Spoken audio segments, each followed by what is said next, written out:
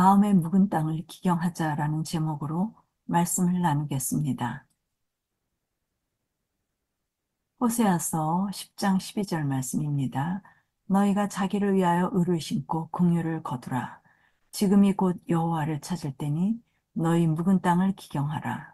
마침내 여호와께서 임하사 의를 비처럼 너희에게 내리시리라. 우리는 자신을 위하여 의를 심고 긍휼의 풍성을 거두기 위하여 마음의 묵은 땅을 기경해야 한다고 합니다. 그러면 하나님께서 의를 우리에게 비처럼 내리신다고 합니다. 마음의 묵은 땅을 기경하는 일은 관계 회복을 위하여 아주 중요합니다. 서로 사랑하라는 하나님의 계명을 지키기 위하여 우리는 하나님의 의를 받아야 합니다. 묵은 땅을 기경하여 의를 비처럼 내리신다는 약속의 말씀이 우리의 것이 되어야 합니다.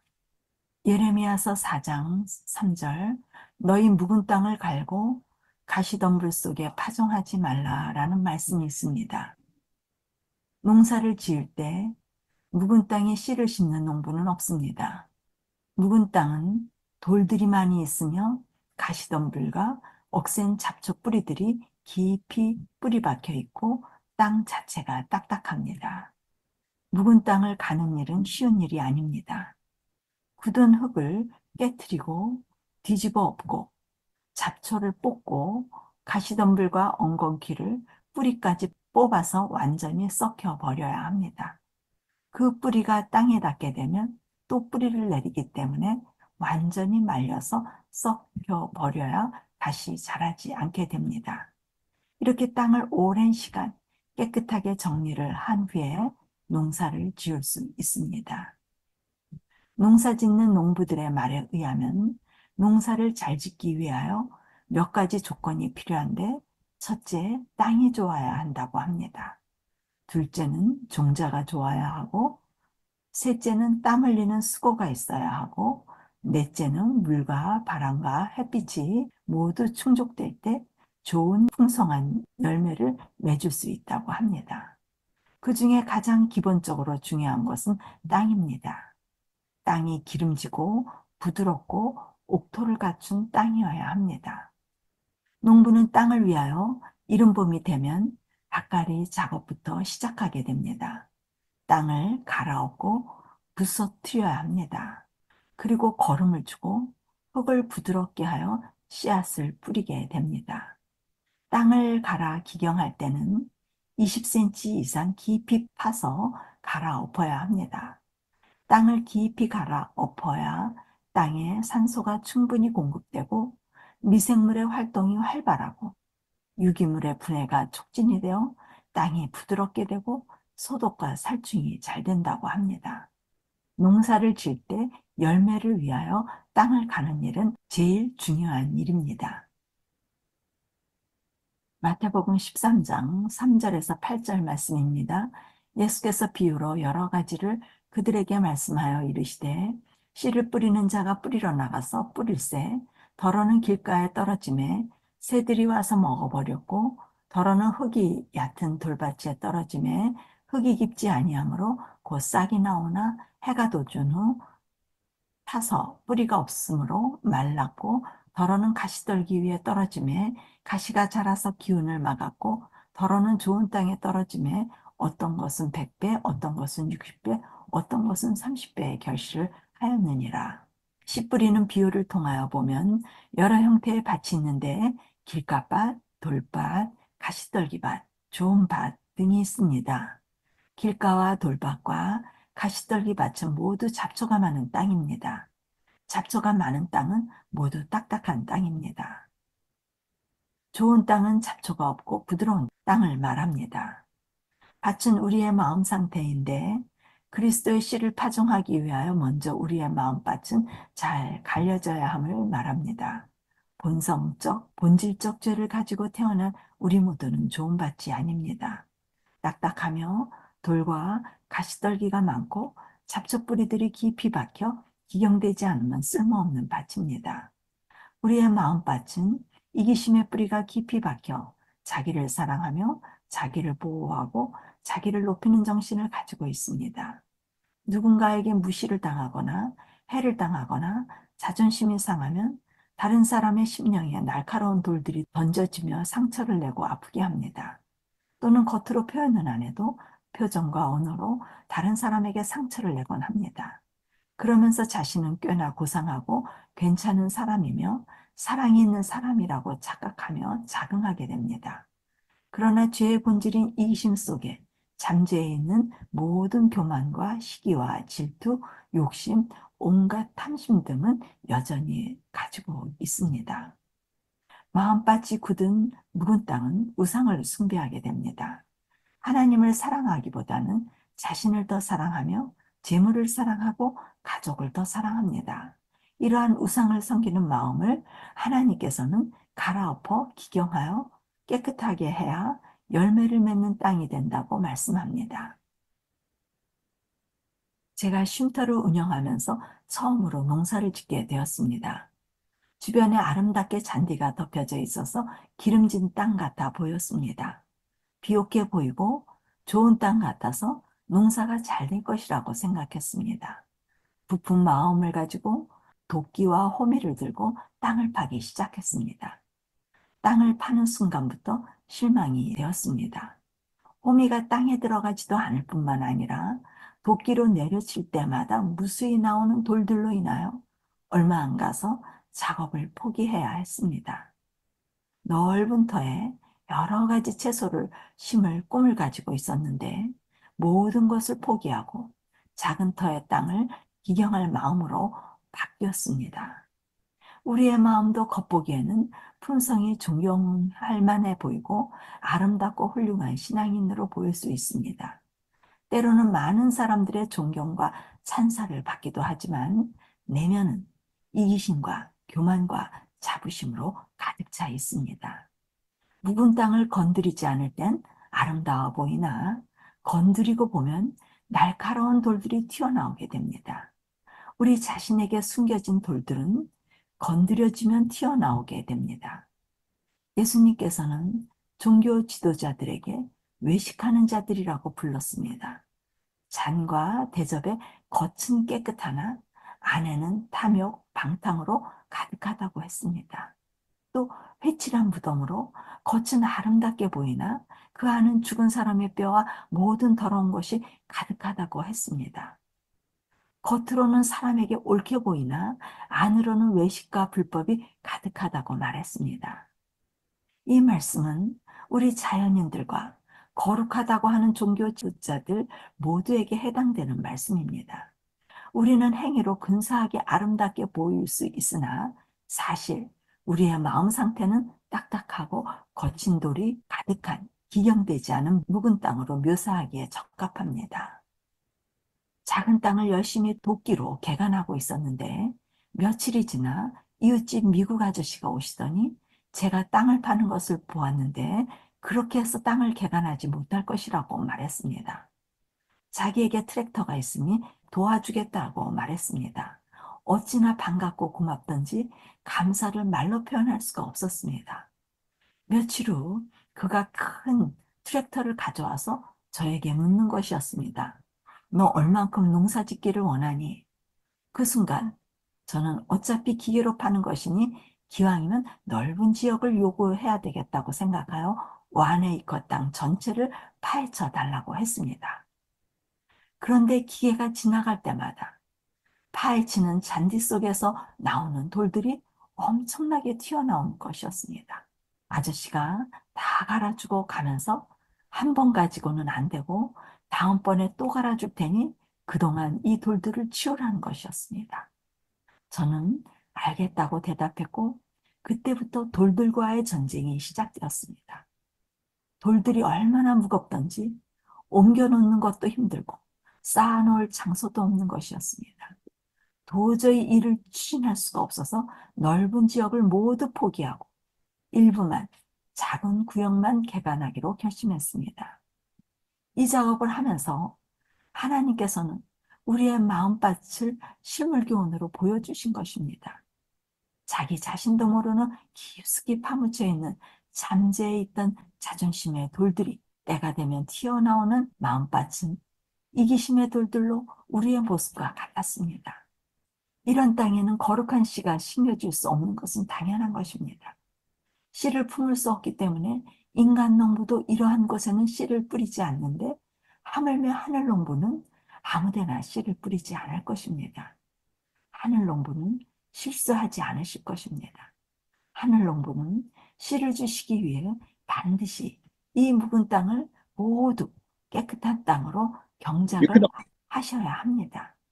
이 모든 돌들과 잡초와 가시덤불을 모두 깨끗하게 정결케 하실 것입니다. 작은 땅을 개간하는데도 시간이 많이 걸렸고 돌들이 치워지고 땅이 깨끗해져서 다 개간했다고 생각하고 며칠 후 씨를 가지고 나가보니 돌과 잡초는 치워져 깨끗해졌지만 흙이 진흙흙이라 비가 와서 젖었다가 해로 인하여 바짝 말리고 나니 다시 딱딱한 밭이 되었습니다. 겉으로 보기에는 예전의 땅에 비해 확실히 깨끗해졌지만 땅의 성질은 아직도 딱딱한 것으로 변화되지 않았던 것입니다. 때가 되니 다시 딱딱해지는 쓸모없는 땅으로 드러나게 된 것입니다. 우리의 마음도 열심히 회개하고 버리고 다 비운다고 했지만 본래의 성정이 변하지 않아 때가 되면 자신의 이기심의 품성인 딱딱한 마음으로 다시 돌아가는 것과 같습니다. 이러한 성질이 변하지 않는 딱딱한 땅은 씨를 심을 수 없는 땅인 것을 하나님께서는 잘 알고 계십니다. 딱딱한 땅을 보고 있을 때 누군가가 걸음이 중요하다고 알려주는 것입니다. 씨가 심겨지는 땅이 되려면 완전히 성질이 다른 부드러운 걸음이 뒤섞여져 혼합되어야 한다고 했습니다. 예전에 흙의 성질이 없어져야 부드러운 땅이 되어 씨가 심겨질 수 있는 땅이 될 수 있다고 말했습니다. 그래서 이 땅은 거름이 많이 필요하다고 농사 전문가가 기뜸을 해주었습니다. 그러면서 그녀는 거름을 만드는 법도 가르쳐 주었습니다.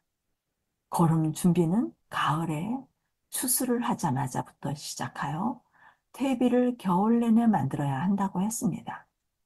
긴 겨울 동안 썩혀서 봄에 거름을 준비하여 뿌려 주어야 한다고 했습니다. 밭갈이 작업도 만만치 않은 시간과 노력이 투자되었는데 퇴비를 만드는 일도 겨우 내내 많은 시간이 걸리는 중요한 작업인 것을 알게 되었습니다. 씨를 심기 위하여 힘들고 많은 시간과 정성과 에너지가 투자되어야 씨를 심고 열매를 얻을 수 있다는 생명의 원리를 알게 되었습니다. 하늘 농부는 단계별로 철저한 작업이 진행된 후에 씨를 심으시는 분이시고 구원의 일은 조금도 착오 없이 진행되어야 한다는 것을 배우게 되었습니다. 농사 중 가장 어렵고 시간이 많이 요구되는 부분은 땅을 개간하는 일이었고 또 거름을 만드는 작업인 것을 알 수 있었습니다. 거름 없는 땅은 박포로서 열매를 전혀 얻을 수 없습니다. 겨우 내내 잘 섞인 거름을 봄에 정결케 된 개간한 깨끗한 땅에 뿌려 주어야 완벽한 부드러운 옥토를 만들 수 있는 것입니다. 우리의 구원의 과정을 살펴보면 우리 마음의 묵은 땅을 기경하는 밭갈이 작업은 긴 시간을 요한다는 것을 알 수 있습니다. 이 작업은 아주 중요하고 철저히 이루어지게 됩니다. 실수하지 않으시는 하늘 농부는 전문가로서 결코 준비되지 않은 땅에 씨를 심지 않으십니다. 그분은 완전한 옥토에 씨를 심으시는 분이십니다. 우리의 자아는 부서질 대로 부서져서 자아의 형체가 사라져 버릴 때 씨를 품을 수 있는 땅이 그제서 되는 것입니다. 마태복음 22장 14절에 청함을 받은 자는 많되 택함을 입은 자는 적으니라는 말씀이 있습니다. 청함과 택함이라는 두 용어를 말씀하셨습니다. 청함은 마음밭을 깨끗게 하는 과정을 말합니다. 딱딱한 돌과 잡초뿌리와 가시덤불을 제거하는 작업입니다. 완전한 정결케 된 상태까지 이르게 되면 택함의 일이 일어나게 됩니다. 오늘날 많은 그리스도인들이 이 밭갈이 작업이 이루어지는 것의 의미를 잘 모릅니다. 한 가지 우상이 제거되거나 일부 회개를 하면 거듭났다고 생각합니다. 온전한 밭갈이인 모든 회개를 모르고 일부 회개를 하면 구원을 얻었다고 생각하는 것입니다. 그러나 회개를 했음에도 불구하고 생명 현상인 곧 그리스도의 품성이 나타나지 않으므로 자신과 많은 사람들에게 혼란을 초래하게 합니다. 그리스도인들은 우리는 죄를 지을 수밖에 없고 자신의 품성이 조금씩 변화될 것이라고 말하며 그것이 성화라고 이야기합니다. 깨끗게 하는 청함과 의를 받는 택함의 분별이 없게 되는 것입니다. 그리하여 구원의 표준이 낮아지고 변질되어지게 되었습니다. 마치 청함은 안 믿는 사람을 청하는 것이고 교회를 다니고 신앙을 하면 택함을 받았다고 알고 있는 것입니다. 그러나 청함과 택함은 다 그리스도인들에게 일어나는 일로 성령에 반응하는 사람들의 이야기입니다. 청함의 상태를 택함이라고 알고 가르친다면 결코 택함의 지점에 이르지 못할 것입니다. 우연히 택함이 일어난 일은 없을 것입니다. 성령의 인도하심에 귀를 기울여 자신의 모든 것을 버리고 묵은 딱딱한 땅을 부드러운 땅이 될 때까지 기경해야 합니다. 청함은 많은 수가 받았으나 택함이 적은 이유는 일부의 회개에 만족하여 완전히 깨끗게 되어 거름과 섞어질 때까지 모든 회개에 이르는 지점까지 이르지 못했기 때문입니다. 누가복음 22장 23절 말씀입니다. 어떤 사람이 여짜오되 주여 구원을 받는 자가 적으니까 그들에게 이르시되 좁은 문으로 들어가기를 힘쓰라. 내가 너희에게 이르노니 들어가기를 구하여도 못하는 자가 많으리라. 묵은 땅을 기경하는 농사의 원리에 무지하고 혹은 원리가 있음에도 불구하고 무시하여 적당히 기경하게 되면 좁은 문으로 들어가고자 원해도 못하는 자가 많게 된다고 합니다. 사람들이 분명한 정결 작업이 있음에도 불구하고 그 과정을 거치지 못하여 완전한 정결의 지점까지 이르지 못하는 것을 말합니다.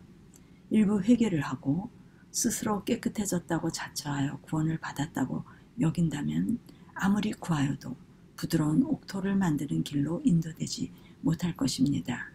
자신의 것이 없어지고 거름흙이 섞여지는 옥토에 씨를 받는 일을 알지 못하면 들어가기를 구하여도 못하는 자가 될 것입니다. 마음의 정결 사업이 철저히 진행되어져야 합니다. 좁은 문으로 들어가기를 힘쓰라고 합니다. 이 일은 모든 회개의 일로 철저한 과정을 통과해야 함을 말합니다. 모든 이기심이 뿌리 뽑혀지는 일이 들보를 제거하는 일이라고 표현합니다. 들보가 제거되는 지점, 곧 자아를 부인하는 지점까지 나아가는 일입니다. 이 일이 좁은 길이며 좁은 문입니다. 계속적으로 버려 아무것도 남지 않는 지점까지 이르는 것입니다. 그 지점까지 이르는 사람이 적다고 합니다. 들어가기를 구하여도 못하는 자가 많은 이유는 자기가 세운 신앙의 기준으로 감정을 의지하여 일부의 회개를 기준으로 삼고 모든 회개의 표준을 낮추어 놓았기 때문입니다. 우리의 회개는 어느 지점에 있는지 확인해 봐야 합니다. 일부의 회개인가? 혹은 모든 회개를 위해 앞으로 나아가기를 전념하며 들어가기를 힘쓰고 있는가? 구원받은 적은 무리에 속하는가? 아니면 들어가기를 구하여도 못하는 많은 무리에 속하는가? 우리의 신앙을 확인해 보아야 합니다.